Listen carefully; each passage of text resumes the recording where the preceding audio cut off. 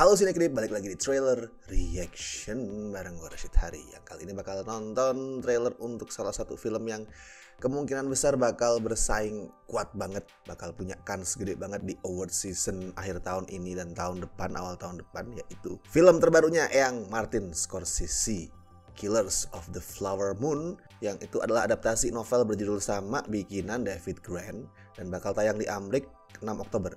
Di Indonesia juga Oktober sih, walaupun gue belum tahu pastinya tanggal berapa ya, tapi itu udah pasti masuk Indonesia bulan Oktober, sama nanti bakal masuk Apple TV juga. Makanya ini trailer yang mau gue tonton juga di-uploadnya di itu ya, channelnya Apple TV Plus. Tapi saran gue sih tetap lu kejar tonton di bioskop. Itu titik. Ini filmnya Scorsese gitu loh. Film seorang Martin Scorsese. Mau tentang apapun ceritanya, mau temanya apa aja, lu tetap harus tonton di bioskop. Itu udah jadi cinematic event tersendiri. Dan besok nih pas tayang di Indonesia, gue yakin dapat jatah layarnya itu dikit banget, limited banget. Itu pasti dikit banget dan bakal cepet turun juga ya.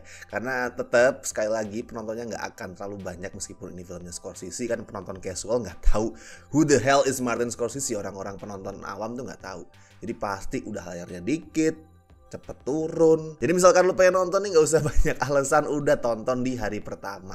Atau ya paling lambat tuh hari kedua lah. Soalnya kalau udah masuk hari berikutnya nih, misal hari ketiga, itu yakin, gue jamin layarnya itu udah dipangkas abis. Kecuali ada keajaiban yang ternyata tiba-tiba filmnya rame banget dan kemudian layarnya nambah, tapi itu gue ragu sih. Jadi misalkan nih film besok tayang di bioskop Indonesia, udah tahu tanggalnya, ya udah lu pengen nonton, lu siapin tuh, persiapkan tanggal itu lu untuk nonton film ini, lu jadwalin untuk nonton film ini. Dan misalnya ada blockbuster lain nih yang udah lu tunggu-tunggu dan tayang di tanggal yang sama, tetap dahuluin film ini.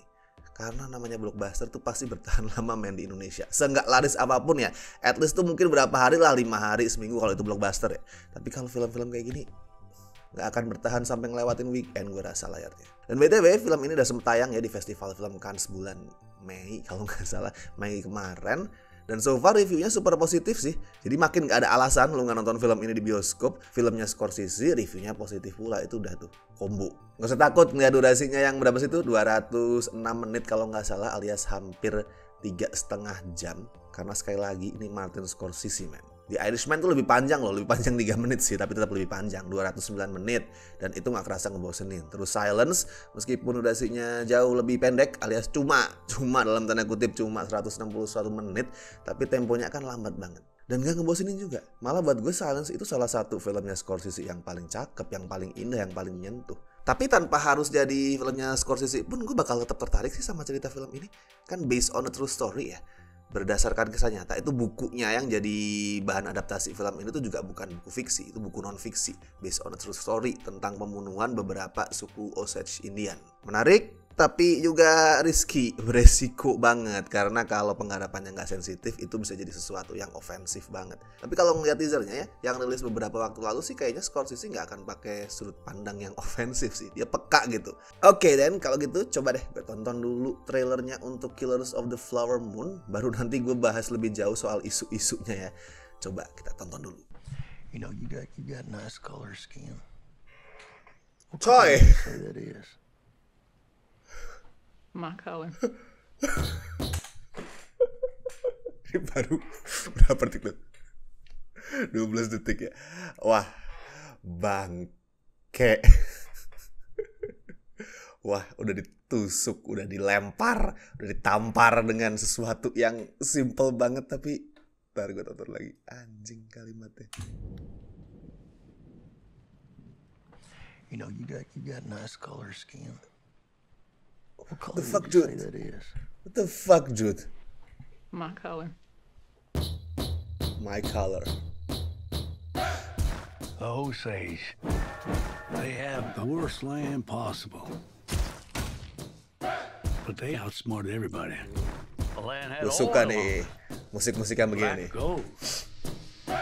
Money flows freely here now. I do love that money, sir.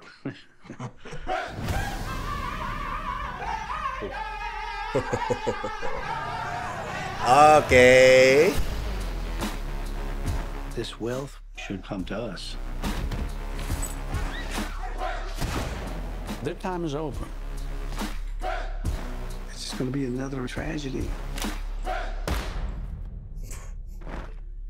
when this money started coming. We should have known it came with something else. Asik. Like buzzards circling our people. We're still warriors.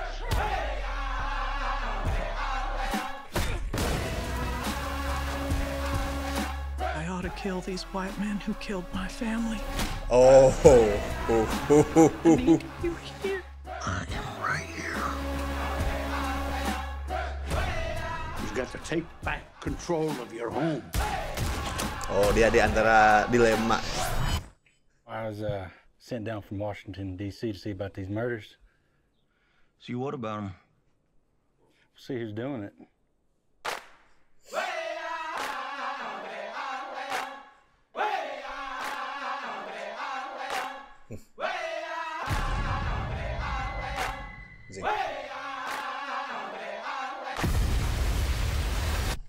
Wow, sabar Bung. Kenapa tiba-tiba meledak? America will Tunggu, make all tunggu. this go away. You know they don't happen anymore. That's the fuck.